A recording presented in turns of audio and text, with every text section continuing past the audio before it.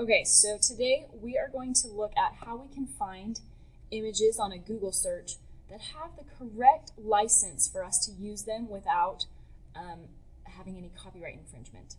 So normally when you're doing a Google search, you just type in what you want.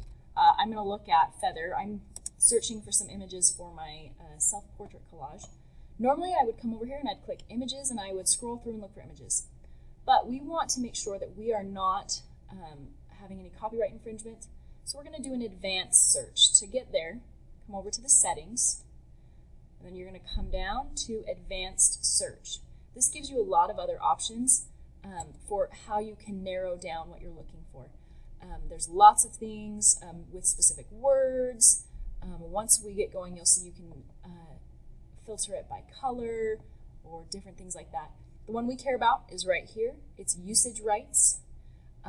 So right now it says not filtered by license. We do want to filter it by license so that we are good to use it. There's a couple options. There's free to use or share. So that one for personal use is okay. This one's free to use or share even commercially, so that you could put up on your business website or other things like that. This one's free to use, share, or modify. So this one you can modify it a little bit and still use it, even if it's still very similar to the original. And then this one is free to use, share, or modify even commercially. So this one gives us a lot of options. So for now I'm going to choose that. And then I'll come down here and I will click Advanced Search. At that point I can go into my images.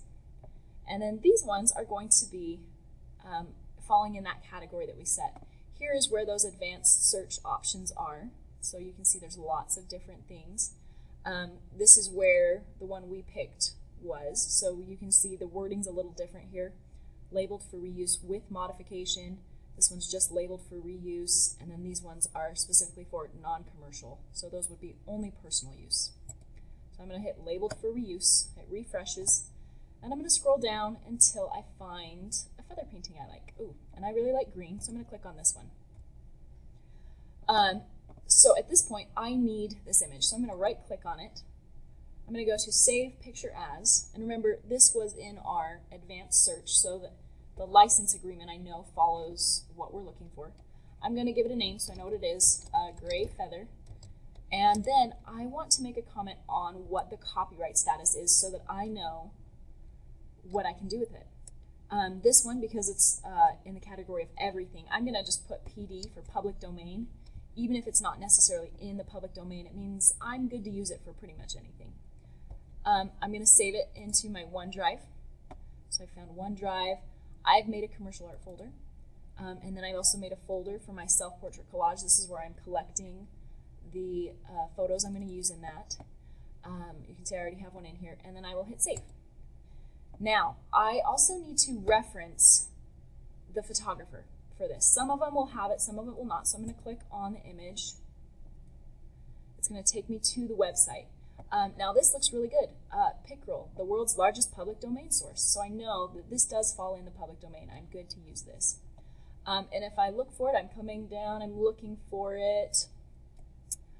It looks like at the very, very bottom here. Oh, I can't quite get it. Underneath the source, it's cut off on the screen. It says pixabay.com.